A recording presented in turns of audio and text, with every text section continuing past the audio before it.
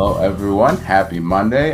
If you're watching us, listening, however you are taking in this episode, very thankful that you're taking the time to check out what we have going on this week. As you can see, I have a new guest with me as always. So Kaci is joining me. Thank you so much for taking the Hi. time. This is another one Thank of the you. crossover episodes here. So if you followed along, you know I have the wrestling podcast. So former guest of Three Count is now jumping into the Maximize Monday hot seat. So how are you this week? How are things going? I'm good. I'm good. It's Wednesday, so midweek. We're Yeah, halfway to the weekend. halfway through. Yeah.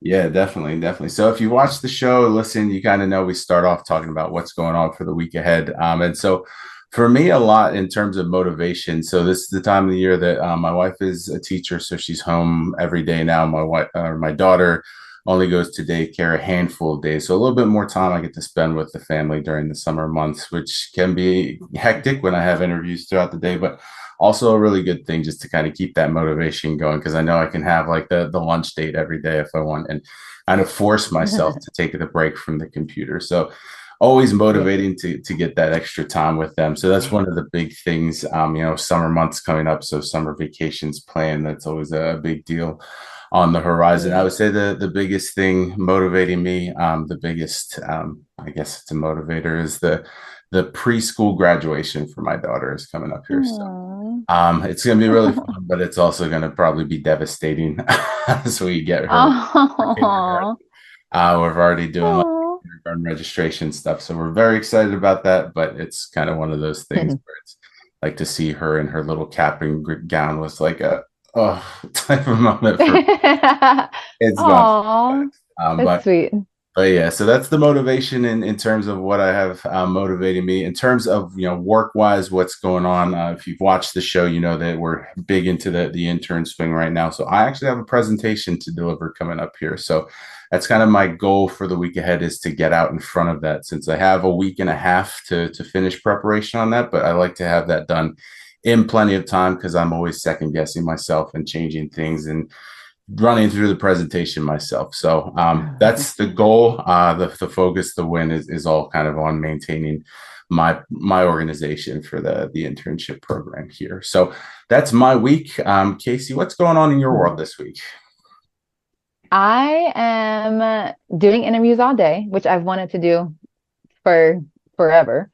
Mm. And then tomorrow I get my hair done. Finally, I get to wash this and get it all redone and go get my nails done. So that's really exciting because you just need a girl's day sometimes. Yeah, And then Friday I get to go over to Clearwater to film some stuff, and then I'll be flying to Wisconsin. So hopefully bring back a championship. nice.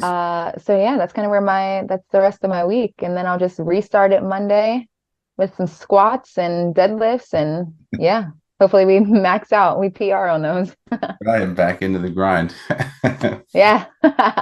For sure. So this is kind of a cool thing for me because I've had people on in the past who wrestle and have talked about kind of what they do outside of this, but wanted to approach this from Mhm. that perspective and talk to you about wrestling since that's kind of what you're passionate about. And if people have followed you along on any form of social media, they see the titles that you're accumulating and how your career has progressed and all the success that you've achieved so far. But want to jump back to the beginning and because a lot of people that when they're pursuing their dreams that initial hurdle of like I want to do this but how do I get started is kind Mhm. of the biggest thing. And if you've watched the show that's kind of a lot of challenges that people face when they're pivoting careers too. So for you, thinking about wanting to get into wrestling to actually getting to wrestle in that first match, what was that process for you? How did you kind of push yourself to not just get started, but maintain that motivation, through training, through kind of all the hurdles and the roadblocks that there are to get started in the wrestling industry? So for me, I feel like I knew that I wanted to wrestle when I was 10 years old. So that's waiting to be able to get into the ring. That's the first hurdle in itself. Mhm. And I had to wait 8 years to actually be able to go to a wrestling school. So just the not persistence, but the um just waiting factor of it. Like, I've watched wrestling again since I was 10 years old, and I continuously watched it and I knew that that was what I wanted to do all that time. So to go to shows and see other people um, working these shows and me still just being in the crowd and not being able to train, that was very frustrating, but also like, it made me learn to wait. um, so that would be the first hurdle. And then just in wrestling now, I would say like I've been doing it for years. But it's always going to be hard. You're always mentally going to think, um, I'm not good enough, or there's somebody better, or why am I not signed yet, or why do I not have enough bookings? So that's also a hurdle in itself. But where I currently train right now, um, I have a large group of people who support me and help me grow and help me get past like doing moves that I didn't think I could or getting bookings that I didn't think I could. Um, they push me past limits that I thought that I couldn't do. Yeah. So yeah. Definitely, definitely. So, question I'll have for you, and I get this question a lot from people who are looking to kind of, also get into training for different avenues that they're going into, and they don't know where to start. I want to get into this career. What do I do from here? What courses can I take? And for wrestling training, it's the same way because there's so many options, especially up where I am in the South Central PA. You have Baltimore, you have Virginia, you have Philly. Mm-hmm. So many different training programs, schools, and federations that you can get signed on to. So what did that like research process look like for you in terms of finding out the school that was going to be the right one for you, and finding that initial mentor that you knew was going to guide you along and give you the good advice that you would need to kind of get to the next steps? So my initial school, I found it was a new school. It opened up. It was ran by Gilbert, and everybody knows Gilbert. So for me, that was a given. And then when I moved to Orlando, I picked the school that I initially picked because Santana Garrett was actually at that school, and she's done so much in wrestling.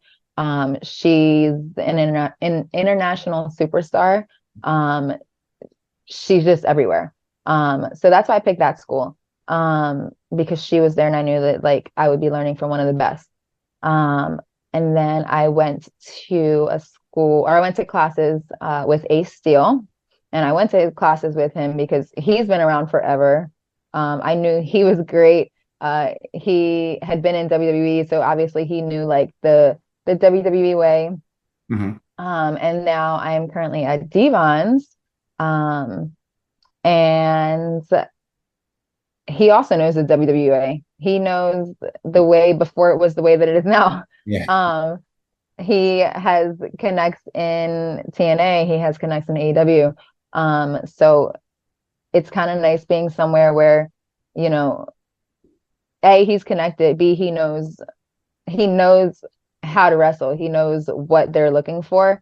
Um, so if somebody were to like try to find a school right now, I would say A, find a reputable one. And B, like test it out, like go there. Don't like put your eggs all in one basket, I would say, because I've been to four different schools. Yeah. Um, there's not there's not one like right way to wrestle Yeah. or to like put on a show or put on a match. Everybody's going to teach you different things. So I would say find somewhere that's still reputable, but somewhere that you feel comfortable. So that's what I would say to somebody who, is trying to just come in.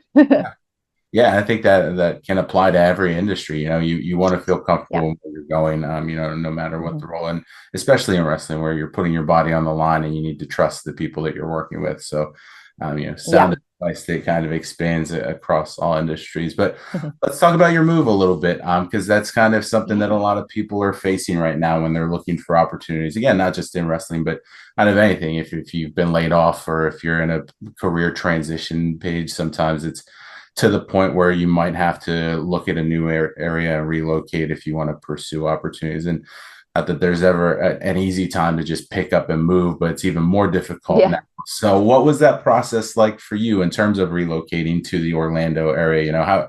What was the mental hurdles that you had to get off over there, and how did you go about establishing a support system in a new area, so that you could feel comfortable in terms of what you were doing right off the bat? Um, so my entire family moved from Baltimore to Orlando. And my mom and I actually made the trip down to, I guess, kind of start like looking for jobs and stuff like that. And she immediately got hired at Universal and I got hired at SeaWorld. Um, so as soon as we got hired, we went back home, packed everything up. Um, we came down. It was me, my brother, my stepfather, my mom, and my grandfather. We packed the whole house up in we packed it up in like three cars, and we had one of the little U-Hauls that you put on the back of your car. Mm-hmm. Um, so packed everything in there, and we came down. And honestly, um, other than like other than it like being a fresh start, um, it's very much something like my parents always wanted to move here. Mm-hmm. So still to this day, I'm like, it's crazy that we live here. But when you first move somewhere or like start a new job or whatever, you have that feeling of like, am I gonna be able to like live here Yeah. and succeed here? And will I be able to pay the bills and like everything's higher? Or will I be able to have food on the table? So that was definitely like a mental, I don't want to say struggle, but like definitely something that was in my mind, like how are we gonna like make these ends meet? Yeah. Because it's all cool and nice, when you move into a new place and things seem fresh, Mm-hmm. and you have like a new environment.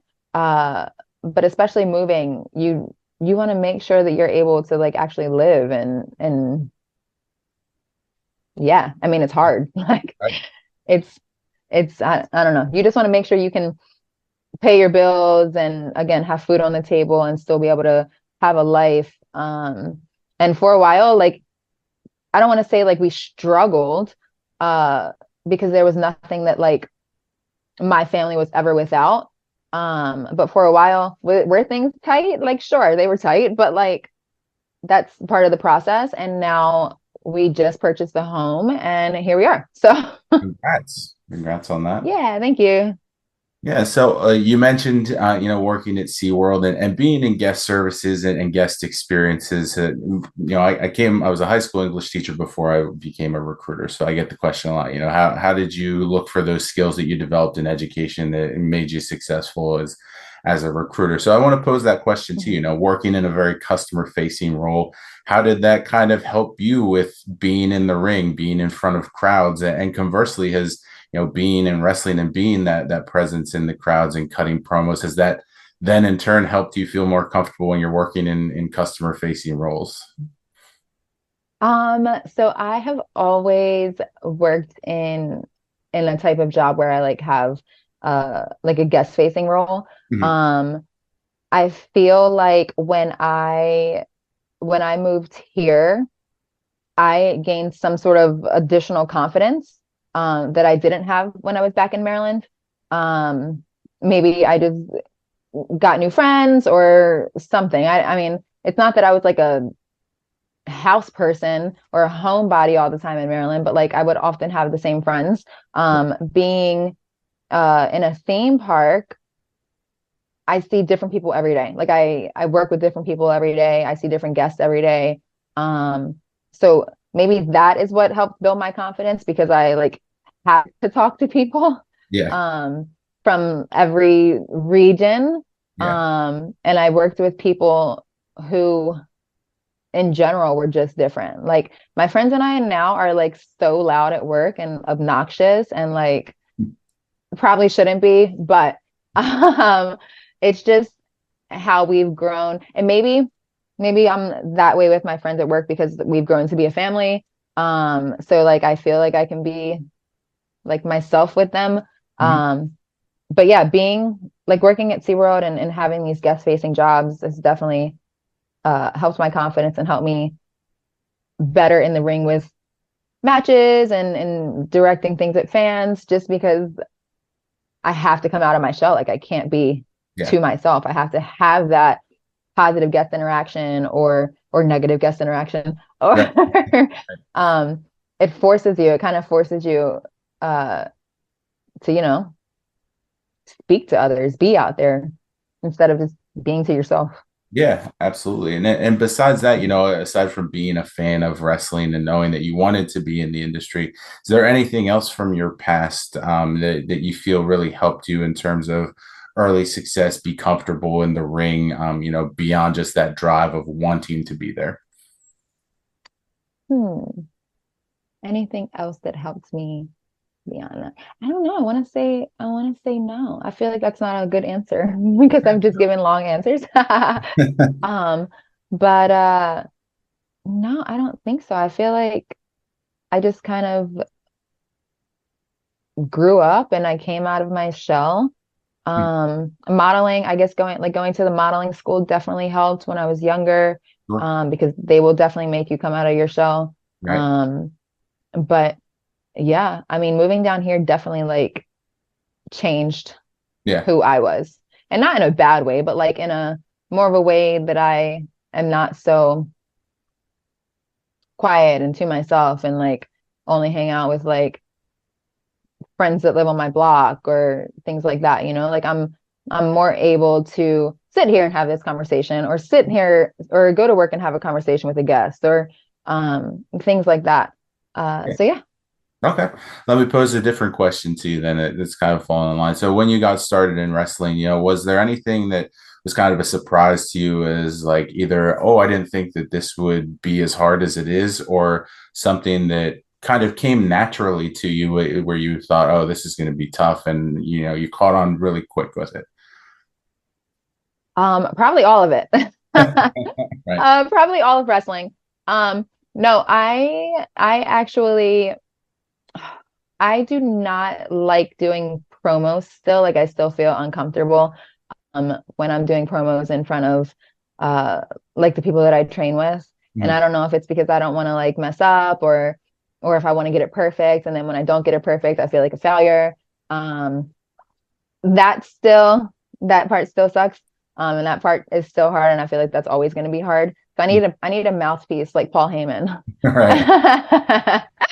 um, but other than that, like uh all the roles and the running the ropes and um just the moves and stuff like that, I feel like it came very like easily to me. Okay. I will say one move that does one like bump that doesn't come easy is the flip bump for me. I cannot get any height. I'm so like low to the ground. Gotcha. So on the promo question then, because I've struggled with this too, and you might not know this because I host multiple podcasts and I'm part of them. But if it's just me talking and I'm recording something individually, it takes me like an hour and a half to record a 3 minute clip because I hate it. I can guess myself. So you mentioned that you don't like cutting promos in front of the people that you train with. Do you find it easier to just cut the promo then in front of crowds, in front of strangers? Is that a little bit more easy for you because it's not people that you see every day and you may never see them again? Yes, I also feel like it's easier, like if I'm trying to cut a promo or put a promo together, if I do it in the car, Mhm. because I give myself that freedom to mess up because I'm trying to put it together and I'm trying to make it right. So I think that's kind of just where it stems from with cutting promos in front of people that I actually know is that like I don't want to do it wrong. Um, I just don't want to mess up in front of these people. And I don't want to have those bad critiques. So Mhm. I think that's kind of where it stems from. Cause yeah, when I'm in the car, when I'm in front of when I'm in front of like fans, I'm totally fine. Yeah. Like I can just go off and say whatever I need. Um, but yeah, I think that's what it is that I just don't like the the failure still. Right. Right. So, in terms of working independently, working collaboratively, it's something that a lot of people probably don't think of too much when it comes to wrestling because you say, oh yeah, if you're in a tag team, then you have to trust your partner, but you also really have to trust the person that you're getting into the ring with and being Mhm. their opponent going through that. So, Was that kind of a challenging process for you, because you're relying on yourself and preparing for yourself, and you have to be relying on someone else too. So there's only so much that you as an individual can do during the match. So how did you kind of learn to, gain that trust with who you're stepping into the ring with, whether that's partner or opponent, multiple people in terms of like royale matches, things like that? So I guess I learned how to like trust that because I learned how to protect my own self. Mhm. Uh, so if someone tries to give me something, that I don't feel comfortable with, like I will tell them that I'm not gonna take it. Um, or if it comes down to a move that like I've taken and maybe they just don't know how to give it right or whatever, I physically know how to protect myself so that I don't get hurt. Mhm. Um, and I mean, if anything, it'll just be like a sore muscle or something like that. Right. But that's how I've grown. I don't want to say that's how I've grown to trust it. That's just how I know that I can trust being in there with someone who I don't know. Because I can protect myself. And I would say I would hope the same for that person. But I would say also getting in the ring before you actually have the match or just like walking through whatever big move you plan to do just so I feel comfortable, they feel comfortable. So yeah, that's how I learn to trust it. Okay. So now that you've been in the industry for some time, what kind of stands out to you as your favorite part of the overall wrestling experience that you've been in, from ring gear to, creating your move set, developing that move set, choosing, what your merch designs are going to look like, gear designs, stuff like that. Yeah, Does kind of anything stand out as like, this is the thing that I love the most about being a professional wrestler? I would say definitely love the gear designs and getting new gear and all that fun stuff because gear is an expression of who you are. Mhm. um and I think the thing that like stands out to me is just how people react still, I feel Mhm. like to match it to a match or to a promo or to whatever. Um, that still stands out to me because like at the end of the day, I'm still a fan. I am a wrestler, but I'm also a fan, and like I feel like you have to be a fan to even want to start wrestling. So when I see people, either people reacting to the moves that I do or like just reactions to other matches, um, that really still is just like a wow moment for me. So that's what stands out, I feel. Okay. All right. Now, Yeah. last question I have is a question that I ask everyone who comes on Maximize Monday. And you've given some already in terms of advice, but if there's anything when people come to you, Kaci, I'm wanting to pursue, this as my dream job, what is either some advice that you received along the way that you felt was imperative to getting to where you are now, or just kind of Mhm. a staple piece of advice that you give to anyone that comes to you with that question? So again, obviously, always find a reputable school, get into the gym, study wrestling, watch wrestling. Like the only way you're going to get better is if you go to a school and if you continue to watch wrestling. Yeah. Um, don't don't be afraid of hard work. Like hitting the ropes is going to be hard, bumping is going to be hard. You're going to be tired. You're going to be blown up. You just have to keep going if you really have a passion for it and really want to do it. Mhm. And then just keep your ears open and listen to what people say. Like everybody is not always going to be right. Like there's things that one person might say, and then there's things that somebody else might say. But that's the like, I guess, joy about wrestling is that it's like what do they say about like the ice cream flavors? Like there's 1,000 ice cream flavors and everybody's gonna have a different favorite or something like that. Yeah. Um, but they're all good. Yeah. So like take like bits and pieces from each person. That's why there's 1,000 wrestling schools because everybody teaches their own different way. So take pieces from each uh, trainer or mentor or whatever and put it together to form the best you. Yeah. So, yeah. Awesome. Awesome. So before I let you go here, take a minute, plug yourself. Where can people follow you? Where can they Yeah. catch you in action? Anything that you've got going on that you want the people to know about, feel free. Yeah, you guys can all follow me on Real Kaci Lennox, Real KACILENNOX, on Instagram, on Twitter, on Facebook, all the same. You can go to my merch store. It's KaciLennox.com. Not it's Kaci Lennox. It is KaciLennox.com. So you can go get merch there. You can go see exclusive photos at itskaci.com. And then I post everything on my social media, so you guys can keep up with matches and shows and little video clips and cute, sexy little pictures, all on my social medias. So yeah. And all the titles that you're winning. Perfect. Yeah.